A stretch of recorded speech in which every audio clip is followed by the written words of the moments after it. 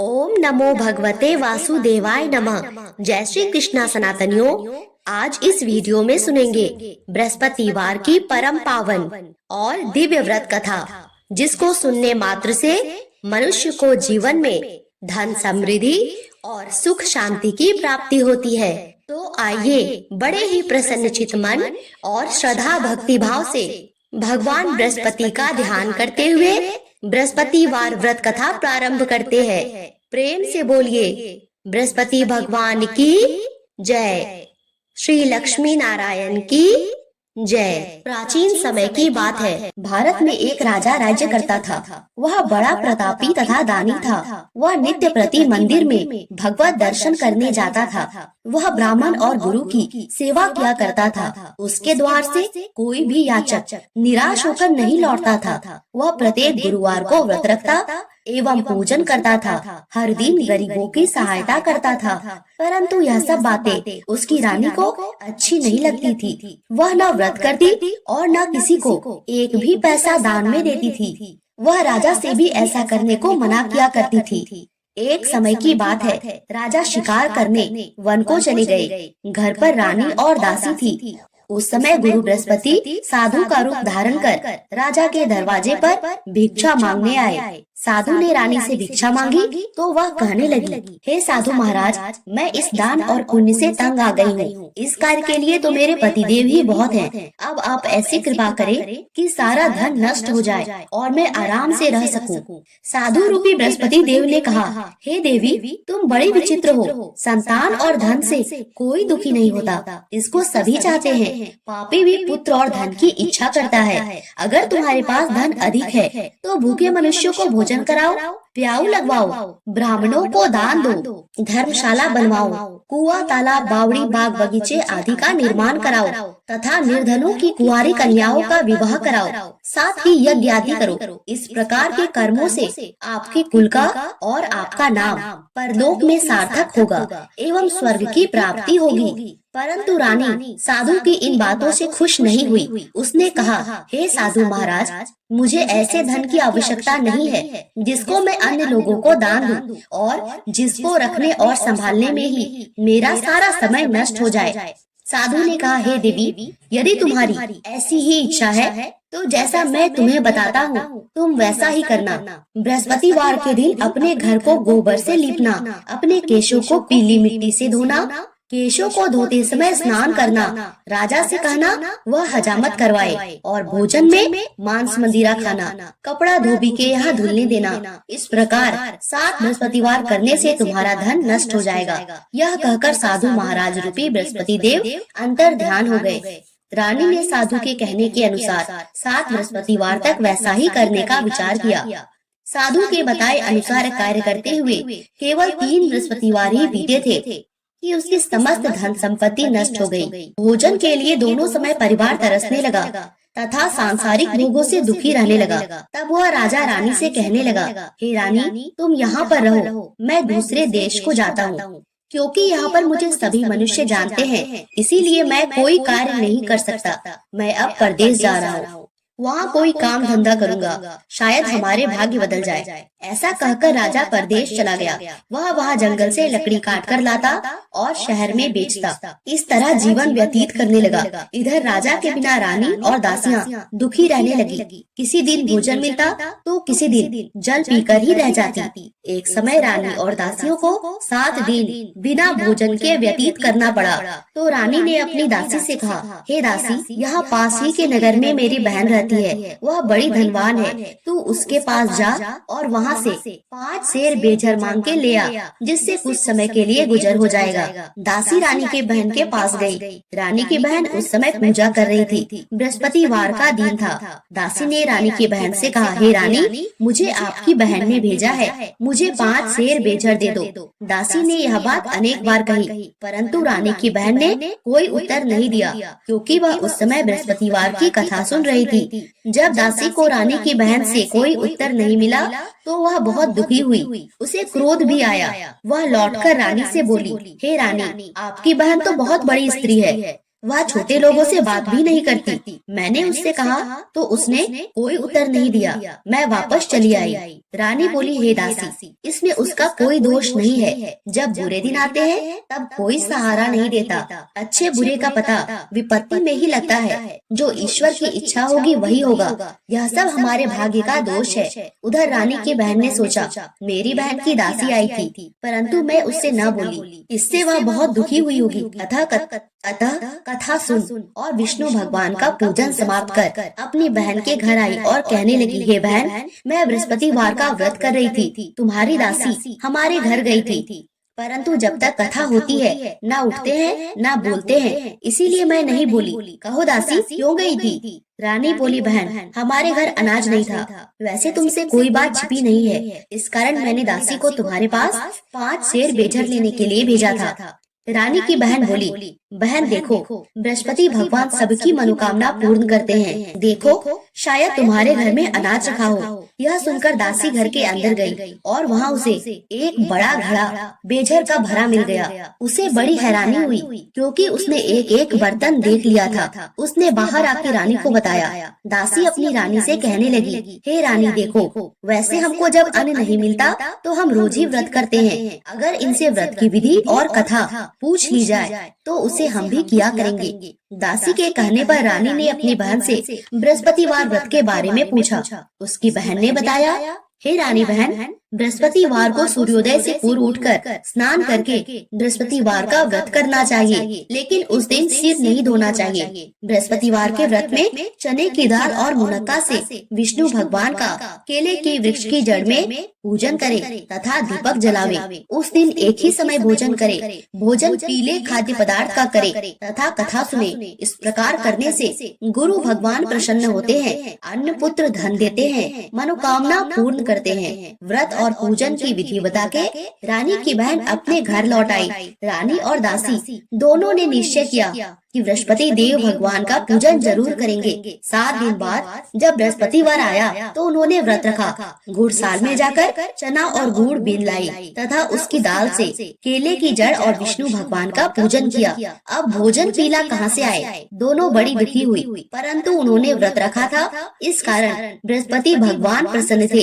एक साधारण व्यक्ति के रूप में 2 थालों में सुंदर पीला भोजन लेकर आए और दासी को देकर बोले, हे दासी, यह भोजन तुम्हारे और रानी के लिए है, तुम दोनों भोजन करना।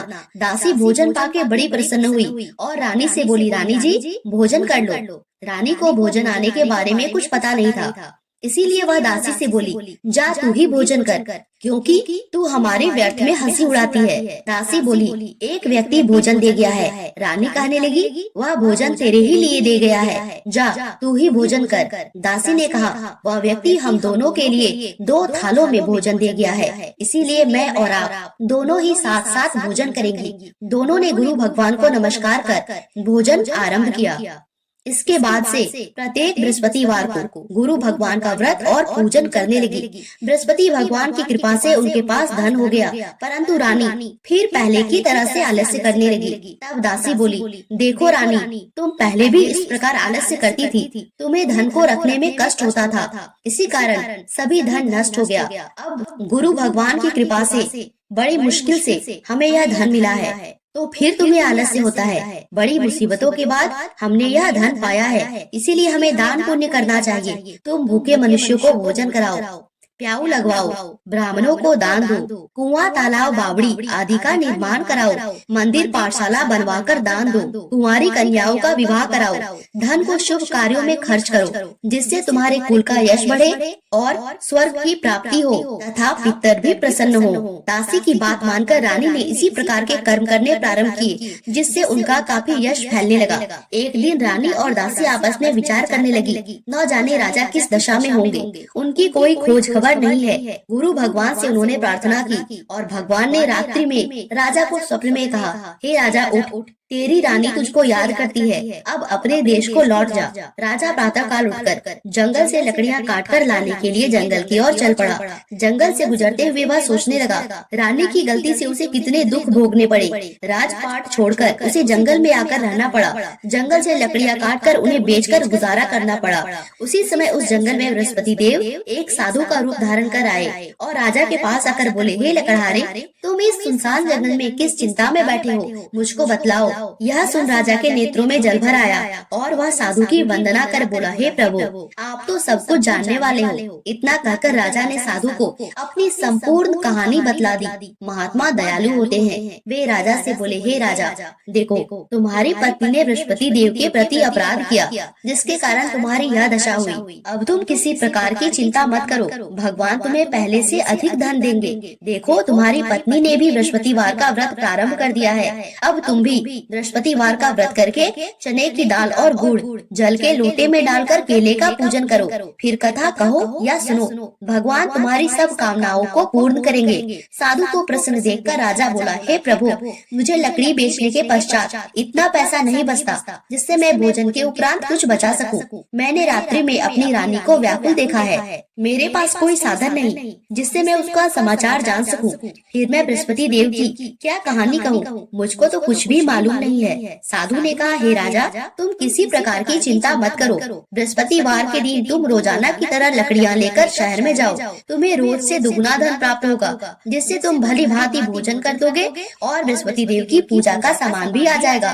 बृहस्पतिवार की कथा इस प्रकार है, सो ध्यान पूर्वक सुनो। प्राचीन काल में एक बहुत ही निर्धन ब्राह्मण था। उसके कोई संतान नहीं थी। वह नित्य पूजा पाठ करता, परंतु उसकी स्त्री बहुत मलिनता के साथ रहती थी। वह न स्नान करती, न किसी देवता का पूजन करती। प्रातः काल उठते ही सर्वप्रथम भोजन करती, बाद में कोई अन्य कार्य करती। ब्राह्मण देवता बहुत दुखी रहते थे। पत्नी को बहुत समझाते, परंतु उसका कोई परिणाम न निकलता। भगवान की कृपा से ब्राह्मण की स्त्री के कन्या उत्पन्न हुई। वह कन्या अपने पिता के घर में बड़ी होने लगी। वह बालिका प्रातः स्नान करके भगवान विष्णु का जप करती। वह बचपन से ही बृहस्पतिवार का व्रत भी करने लगी। पूजा पाठ समाप्त कर स्कूल जाती तो अपनी मुट्ठी में जौ भर के ले जाती और पाठशाला जाने के मार्ग में डालती जाती। वही जौ स्वर्ण के हो जाते तो लौटते समय उनको बीन कर घर ले आती। एक दिन वह बालिका सूप में उन सोने के जौ को फटककर साफ कर रही थी। तभी उसकी माँ ने देखा और कहा, हे बेटी, सोने के जौ को फटकने के लिए सोने का सूप होना चाहिए। दूसरे दिन गुरुवार था। इस कन्या ने व्रत रखा और बृहस्पति देव से कहा, हे प्रभु, यदि मैंने सच्चे मन से आपकी पूजा की हो तो मुझे सोने का सूप दे दो। बृहस्पति देव ने उसकी प्रार्थना स्वीकार कर ली। रोजाना की तरह जब वह कन्या जौ फैलाते हुए स्कूल चली गई और स्कूल से लौटकर जब वह जौ बीन रही थी तो बृहस्पति देव की कृपा से उसे सोने का सूप मिला। उसे वह घर ले आई और उसे जौ साफ करने लगी, परंतु उसकी माँ का वही ढंग रहा। एक दिन की बात है, वह कन्या सोने के सूप में जौ साफ कर रही थी। उस समय वहाँ का राजकुमार वहाँ से होकर निकला। उस कन्या के रूप और सोने के सूप में जौ को साफ करते देखकर वह उस कन्या पर मोहित हो गया। राजमहल आकर भोजन और जल त्याग कर उदास होकर लेट गया। राजा को जब राजकुमार द्वारा अन्न जल त्यागने का समाचार ज्ञात हुआ तो अपने मंत्रियों के साथ वह अपने पुत्र के पास पहुँचे और बोले, हे बेटा, तुम्हें किस बात का कष्ट है? किसी ने अपमान किया है अथवा कोई और कारण है? मुझे बताओ, मैं वही करूँगा जिससे तुम्हें प्रसन्नता हो। राजकुमार ने अपने पिता की बातें सुनी और बोला, मुझे आपकी कृपा से किसी बात का दुख नहीं है।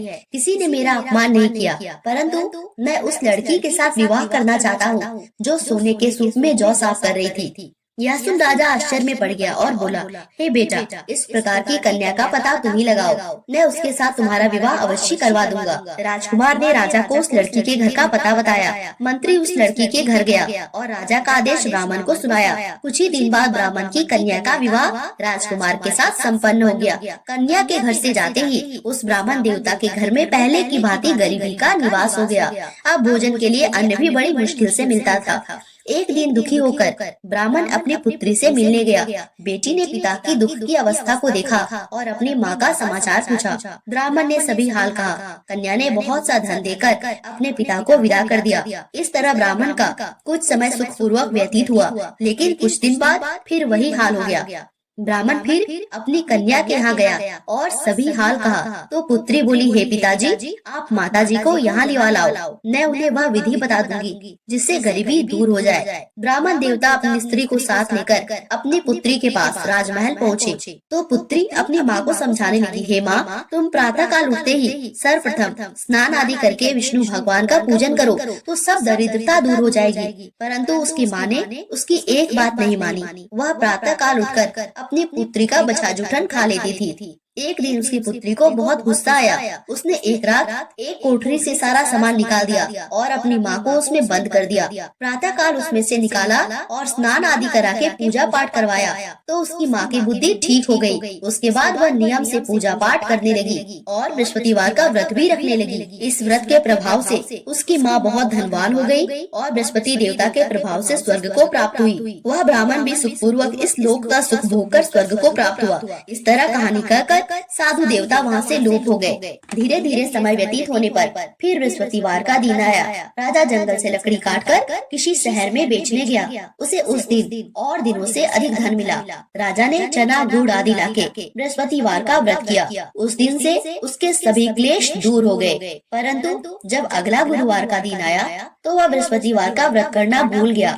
इस कारण बृहस्पति भगवान नाराज हो गए। उस दिन उस नगर के राजा ने विशाल यज्ञ का आयोजन किया और अपने समस्त राज्य में घोषणा करवा दी, कोई भी मनुष्य अपने घर में भोजन न बनाए, न आग जलाए। समस्त लोग मेरे यहाँ भोजन करने आए। इस आज्ञा को जो न मानेगा उसको फांसी की सजा दी जाएगी। राजा के आज्ञा अनुसार राज्य के सभी वासी राजा के भोज में सम्मिलित हुए, लेकिन लकड़हारा कुछ देर से पहुँचा, इसीलिए राजा उसको अपने साथ महल में ले गए। जब राजा लकड़हारे को भोजन करा रहे थे तो रानी की दृष्टि उस खूंटी पर पड़ी जिस पर उसका हार लटका हुआ था। उसे हार खूंटी पर लटका दिखाई नहीं दिया।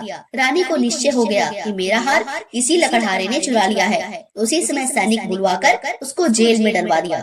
जब लकड़हारा जेल खाने में गया तो बहुत दुखी होकर विचार करने लगा कि न जाने कौन से पूर्वजन्म के कर्म से मुझे यह दुख प्राप्त हुआ है, और उसी साधु को याद करने लगा जो जंगल में मिला। तत्काल बृहस्पति देव साधु के रूप में प्रकट हो गए और उसकी दशा को देखकर कहने लगे, अरे मूर्ख, तूने बृहस्पति देवता की कथा नहीं कही, इसी कारण तुझे दुख प्राप्त हुआ। अब चिंता मत कर, बृहस्पतिवार के दिन जेल खाने के दरवाजे पर 4 पैसे पड़े मिलेंगे, उनसे तू बृहस्पति देव की पूजा करना तो तेरे सभी कष्ट दूर हो जाएंगे। अगले बृहस्पतिवार उसे जेल के द्वार पर 4 पैसे मिले।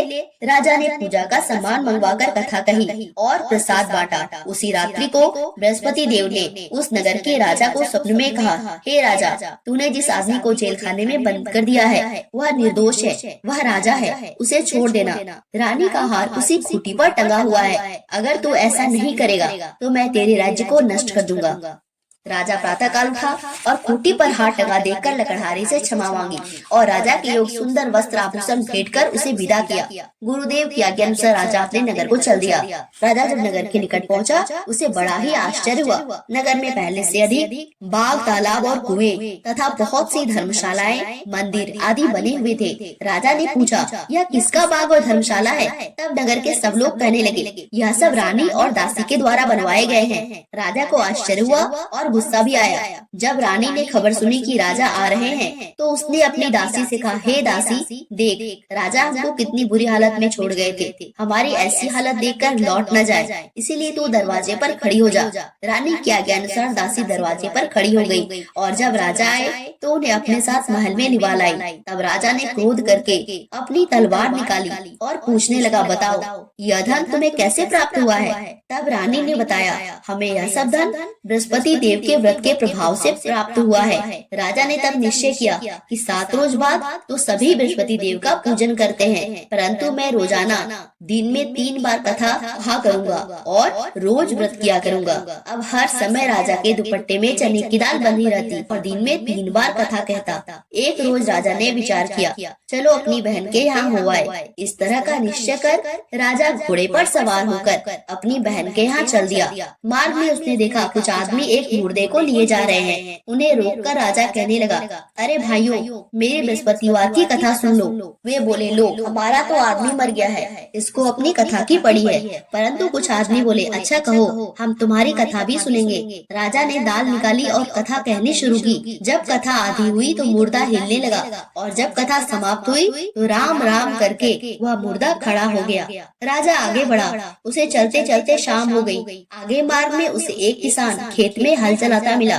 राजा उससे बोला, अरे भैया, तुम मेरी बृहस्पतिवार की कथा सुन लो। किसान बोला, जब तक मैं तेरी कथा सुनूंगा 4 हरिया जोत लूंगा। जा अपनी कथा किसी और को सुनाना। राजा आगे चलने लगा। राजा के हटते ही बैल पछाड़ खाकर गिर गए और किसान के पेट में बहुत जोर से दर्द होने लगा। उसी समय किसान की माँ रोटी लेकर आई। उसने जब यह देखा तो अपने पुत्र से सब हाल पूछा। बेटे ने सभी हाल बता दिया।